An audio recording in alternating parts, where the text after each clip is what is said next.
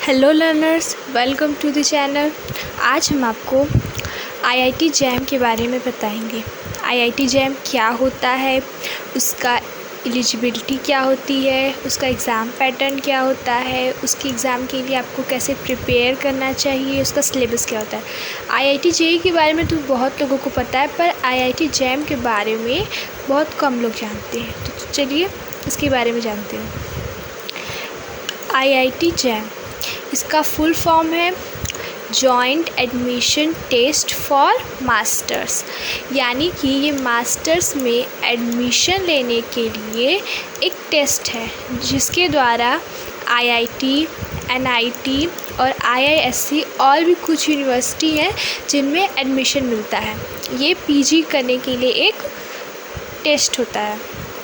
इसमें 7 सब्जेक्ट से आप ये फॉर्म भर सकते हैं, जो कि पहला सब्जेक्ट है बायोटेक्नोलॉजी, दूसरा केमिस्ट्री, तीसरा इकोनॉमिक्स, चौथा जियोलॉजी, पांचवा फिज़िक्स, छठा मैथमेटिक्स और सातवां मैथमेटिकल स्टैटिक्स। ये कुल 7 सब्जेक्ट्स हैं जिसके द्वारा आप ये फॉर्म भर सकते हैं। अब जानते हैं इसके एलिजिबिलिटी के बारे में। जब आप कोई भी फॉर्म भरते हैं तो उसके लिए एक एलिजिबिलिटी क्राइटेरिया होता है। जब तक आप उसे क्वालिफाई नहीं करेंगे आप उस फॉर्म को नहीं भर सकते। तो इस आईआईटी जैम के लिए कम से कम आपके पास बैचलर्स डिग्री होनी चाहिए इन एनी सब्जेक्ट, चाहे आपका कोई भी सब्जेक्ट हो, लेकिन जिस सब्जेक्ट से आप फॉर्म भर रहे हैं वो सब्जेक्ट आपके बैचलर्स में होना ज़रूरी है। अब देखते हैं, अगर आप जनरल या ओबीसी से हैं तो आपकी 55% ग्रेजुएशन में आने ज़रूरी हैं, और अगर आप ये एससी, एसटी या पीडब्ल्यू या और किसी कैटेगरी से हैं तो आपके 50% आने ज़रूरी हैं ग्रेजुएशन में। अब नेक्स्ट एग्ज़ाम पैटर्न, तो बात कर लेते हैं एग्ज़ाम पैटर्न की। तो ये आपका जो एग्ज़ाम है ये कुल 3 घंटे का एग्ज़ाम होता है, जो कि 100 मार्क के क्वेश्चन होते हैं। 100 मार्क के क्वेश्चन होंगे कुल, और क्वेश्चन कितने होंगे? 60 क्वेश्चन होंगे, टोटल 60 क्वेश्चन। यहाँ देखिए 60 क्वेश्चन में जैसे कि 30 क्वेश्चन सेक्शन ए में आ गया, 10 क्वेश्चन सेक्शन बी में आ गया और 20 क्वेश्चन सेक्शन सी में आ गया। तो ये जो पेपर है ये 3 सेक्शन में बटा होता है, सेक्शन ए, सेक्शन बी और सेक्शन सी। तो सेक्शन ए है एमसीक्यू, मल्टीपल चॉइस क्वेश्चन, यानी कि कोई क्वेश्चन दिया है उसके 4 ऑप्शन दिए रहेंगे और उन चारों ऑप्शन में से कोई एक ऑप्शन सही होगा, उसे आप टिक लगाएंगे और ऐसे करके कुल 30 क्वेश्चन रहेंगे जो कि मल्टीपल चॉइस क्वेश्चन होंगे। यानी 1 से लेकर 30 तक के जो क्वेश्चन होंगे वो मल्टीपल चॉइस क्वेश्चन होंगे। इसमें आपके 1 मार्क के क्वेश्चन, 2 मार्क के क्वेश्चन, 3 मार्क के क्वेश्चन, कुछ भी हो सकता है। अब चलिए सेक्शन बी देखते हैं। सेक्शन बी में जो होता है वो एमएसक्यू, यानी कि मल्टीपल सेलेक्ट क्वेश्चन।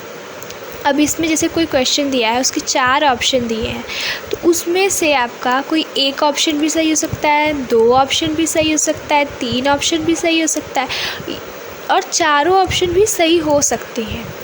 तो इस टाइप के क्वेश्चन आपके 10 क्वेश्चन आएंगे, यानी कि 31 से लेकर 40 तक के क्वेश्चन आपके 10 क्वेश्चन होंगे। इसमें भी 1 मार्क और 2 मार्क के क्वेश्चन आते हैं। अब सेक्शन सी देखते हैं। ये है NAT, यानी कि न्यूमेरिकल आंसर टाइप, यानी कि कोई क्वेश्चन दिया है और आगे ब्लैंक दिया रहेगा, इसमें आपको टाइप करना रहेगा उसका आंसर। इस टाइप के क्वेश्चन कुल 20 क्वेश्चन होते हैं। चलिए नेक्स्ट स्लाइड देखते हैं। अब आता है एग्ज़ाम प्रिपरेशन।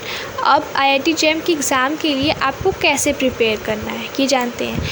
तो कोई भी एग्ज़ाम को प्रिपेयर करने के लिए सबसे पहले हमें उसके सिलेबस पे ध्यान देना चाहिए।